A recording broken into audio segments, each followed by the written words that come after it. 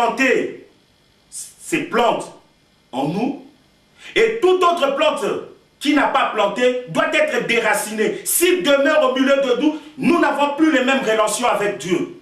Parce que nous avons un intrus en nous. Alors c'est la raison pour laquelle Dieu nous demande de nous détourner de nos mauvaises voies. Vous savez, peuple de Dieu, Dieu est un Dieu fidèle. Quand il te dit de te détourner de tes mauvaises voies, parce qu'il sait que si tu te détournes de ces mauvaises voies, il aura compassion de toi. Il aura compassion de toi. Qu'est-ce qu'il dit? Je lui pardonnerai son péché. Je guérirai son pays. Je l'exaucerai du haut du ciel. Donc, les 3 plaies qui t'avaient frappé, qu'il avait fermé le ciel, il dit qu'il va réouvrir encore le ciel. Réouvrir le ciel, c'est avoir la rosée du matin. Vous imaginez, descendez une fois le matin, allez dans un jardin, vous allez voir, c'est comme si on avait arrosé les fleurs ou l'herbe. C'est ça qu'on appelle la rosée du matin. Dieu va encore descendre, faire déverser la rosée du matin sur toi. Donc, le matin, tu te réveilles, tu as déjà la grâce de Dieu en toi. Pourquoi? Parce que tu t'es détourné de tes mauvaises voies et maintenant, voilà les réponses de l'Éternel. Il ouvre encore le ciel pour toi. Il dit, il va te pardonner. Quand tu as désobéi, il t'a puni. Quelle a été la punition? Il a envoyé des gens pour te dépouiller.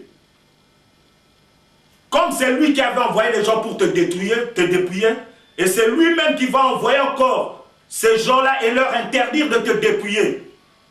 Il dira, arrête, ça c'est mon élu. Il a eu le temps de sentence et c'est fini. Parce qu'il dit un mot et la chose s'accomplit. Les sauterelles ne viendraient plus te dépouiller. Ton compte en banque ne sera plus épuisé par les intérêts de ceci, de cela, des factures, ainsi de suite, des factures qui te tombent gauche-droite, tu ne vois même pas les impôts impossibles, tu es accablé des dettes. Non, toutes ces dettes vont partir. Oui, frères et sœurs, je vous l'ai dit, toutes ces dettes vont partir et vous n'allez même pas vous en rendre compte. Mais comment ça se fait? J'avais telle dette, j'avais ceci. Non, parce que la réponse de l'Éternel se fait savoir. Il se manifeste. Il dit, il va te guérir. Te guérir de tes mauvaises plaies. Parce qu'il dit, ta plaie est purulente et pieuse. Tu vois, il y a des fois, tu as un business à faire, tu arrives dans un bureau, on t'avait dit oui, et subitement, tu ne comprends pas, tu arrives. Moi, il m'est déjà arrivé cela. Peuple de Dieu, laissez-moi vous dire, il m'est déjà arrivé cela. Je téléphone à la dame, j'étais en train de chercher le travail, je téléphone à la dame, on parle, on bavarde, oui c'est bon, venez, ainsi de suite. Le lendemain, je viens, je me présente devant son bureau, mais c'est comme si je portais une masque de vieillesse ou quoi, peuple de Dieu. Elle m'a chassé devant son bureau, je me suis posé des questions à me demander, mais qu'est-ce qui ne va pas? Qu'est-ce que j'ai? Oui, parce que j'avais la peste. Je sentais mauvais, j'avais la puanteur. C'est la même chose. Tu vas te présenter, tu as un problème, tu as un business à faire, c'était vraiment ok. Tu arrives là, des blocages. Les portes sont fermées. Tu tapes à gauche, il n'y a rien. Tu tapes à droite, il n'y a rien. Pourquoi tu as la peste? Tu sens mauvais. Tout le monde fuit.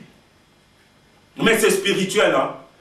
Ce n'est pas que tu sens de la mauvaise odeur. Non, c'est spirituel ce que je vous dis. Tout ce que je suis en train de vous raconter, c'est spirituel, ça se passe dans le monde spirituel. Mais qu'est-ce que Dieu dit? Il va te guérir.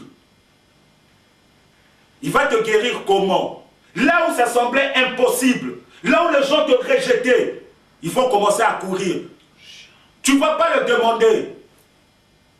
Tu ne vas pas demander. On va t'appeler. Oui, monsieur, vous vous rappelez, vous avez introduit un papier ici. Maintenant, c'est ok, est-ce que vous pouvez... Mais monsieur, tu ne seras plus où mettre la tête. Parce que tu es guéri, tu es rétabli. Le peuple qui t'avait rejeté, ils seront là à courir pour te servir. Pour pour te demander de l'aide, pour demander ton intervention sur telle situation.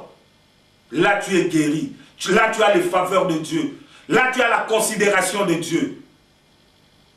Mais, à condition de remplir les procédures que l'Éternel te demande de faire. Et il va encore plus loin. Il te donne la promesse. Ça, c'est ce qu'il va accomplir. À l'immédiat, à l'instant. Mais il te donne encore la promesse. Quelle est cette promesse? Une merveilleuse promesse, c'est Dieu. Une merveilleuse promesse, mes frères et sœurs. Il dit, ses yeux seront ouverts. Peuple de Dieu, je porte les lunettes. J'enlève mes lunettes et je mets un bandeau. Je ne vois plus rien. Mais dès que j'enlève le bandeau de mes yeux et je reporte mes lunettes, je sais encore voir. Donc je sais voir tout ce qui se passe autour de moi. C'est la même chose. Dieu avait mis un bandeau devant lui parce que tu étais dans la saleté, il ne pouvait pas te voir, mais maintenant il te voit encore. De la tête aux pieds. Il va encore plus loin. Il voit ton esprit, ton âme et ton corps. Il connaît tes désirs, tes émotions, tes pensées. Il voit tout, il ausculte tout au moindre recoin. Et il dit, son oreille sera attentive. Moindre gémissement, il sera là. Parce que son oreille est attentive. Et ses yeux sont braqués sur toi.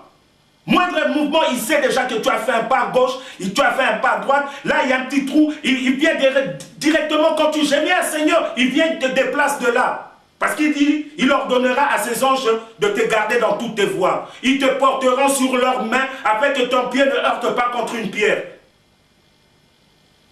Oui, ce sont les promesses qu'il te donne. Tu marcheras sur le lion et l'aspic. Tu fouleras le lionceau et les dragons. Il ne te fera aucun mal. Oui, oui, peuple de Dieu. Parce que ça, c'est notre Dieu. Il est un Dieu fidèle. Mais seulement, vous savez, peuple de Dieu, Dieu a tellement envoyé des hommes pour prévenir son peuple, pour dire à son peuple qu'ils doivent être saints, qu'ils doivent ôter le péché au milieu d'eux. Mais les hommes ne prennent pas toujours garde à ce que l'Éternel est en train de dire. Les hommes ne prennent toujours pas garde aux oracles de l'Éternel. C'est la raison pour laquelle, par l'intervention du Saint-Esprit, je demande que tout ce qui est en contact avec ce message, que par la puissance de l'onction du Saint-Esprit, que les oreilles soient débouchées. Par la puissance de l'onction du Saint-Esprit, que les écailles tombent sur les yeux des hommes. Que par la puissance du Saint-Esprit, que les liens qui retenaient les enfants de Dieu captifs soient brisés. Que comme il est écrit dans la parole de Dieu, vous connaîtrez la vérité et la vérité vous affranchira. Ses oreilles seront attentives à la prière faite en ce lieu. Quel est ce lieu? C'est le temple. Donc vous voyez, peuple de Dieu, ici Dieu nous donne des instructions, il nous avertit et il nous donne des instructions à suivre quand il y a un péché au milieu de nous. Et il nous dit qu'est-ce qu'il fera quand on fera ces instructions. Et il nous donne encore une autre promesse. Donc vous voyez, il y a déjà deux choses que nous avons l'abattage. Il va nous pardonner, nous rétablir et il nous donne encore une autre assurance. Donc tu as une première assurance que tu es guéri, tu es rétabli, tu es restauré. Et tu as encore une autre assurance que Dieu veille sur toi. Ici maintenant, c'est pour dire ce qui s'est passé dans l'Ancien Testament, dans l'Ancienne Alliance. Parce que nous maintenant, nous sommes de la Nouvelle Alliance en Jésus-Christ.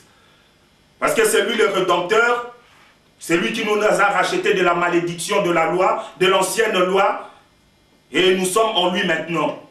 C'est ici maintenant que je vais essayer d'aborder un sujet que nous soyons tous sur le même pied d'égalité.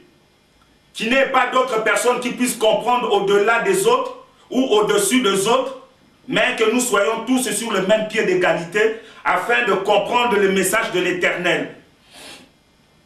Peuple de Dieu, il y a une chose à savoir, c'est dans la divinité de Dieu. Je veux parler de ces deux choses. Je veux parler de la divinité et je veux parler un peu de la Trinité sainte. Dieu, il faut savoir que Dieu est le Dieu tout-puissant. Ça, c'est dans sa divinité. On ne sait pas l'expliquer, on ne sait pas dire autre chose. Il est Dieu et il demeure éternellement. C'est lui l'alpha, l'oméga.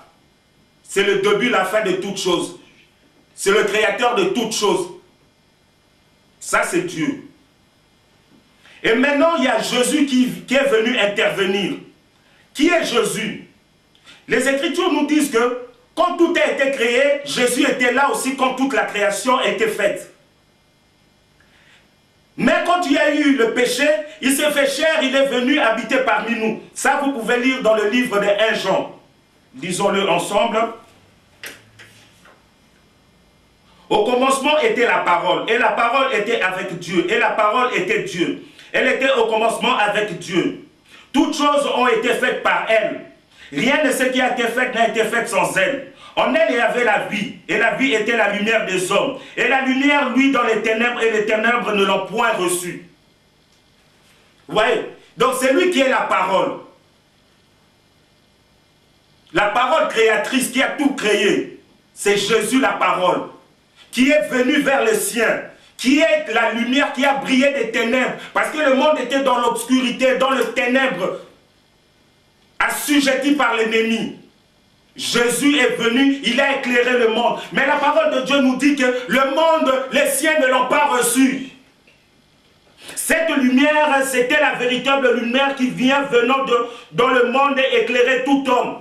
Donc Jésus, quand il est venu dans le monde, il est venu apporter l'éclairage à tout le monde. Il est venu pour que le peuple de Dieu soit libéré. Il est venu pour que le peuple de Dieu ne soit plus dans l'obscurité. Mais que vous soyez dans la lumière. Elle était dans le monde et le monde a été fait par elle. Et le monde ne l'a point connue. Et elle est venue chez les siens et les siens ne l'ont pas reçue. Vous voyez, ça c'est Jésus. Il a quitté le ciel, il est venu jusqu'à la terre pour sauver l'humanité, pour faire l'œuvre de la rédemption, pour nous racheter de la malédiction de la loi, mais nous ne l'avons pas reçu. Nous l'avons encore crucifié. Ça, c'est la nature humaine. Oui, peuple de Dieu. Ça, c'est Jésus, le Rédempteur, le Sauveur de l'humanité. Le Saint-Esprit, maintenant, c'est qui? Le Saint-Esprit, c'est l'Esprit du Père et l'Esprit du Christ qui engendre le Saint-Esprit, qui est ici maintenant sur la terre avec nous en permanence. Parce qu'avant, l'Esprit de Dieu se mouvait à la surface de la terre. Quand la terre était informe, qui n'avait pas de forme, l'Esprit de Dieu se mouvait à la surface. Mais maintenant, quand la terre a eu la forme et que Jésus est venu, il a racheté l'homme de la malédiction de la loi, il a racheté l'homme, était encore devenu accessible à la présence de Dieu. L'Esprit de Dieu est venu prendre possession à l'homme, habiter dans l'homme. C'est ça qu'on appelle l'Esprit Saint. C'est lui qui demeure en l'homme.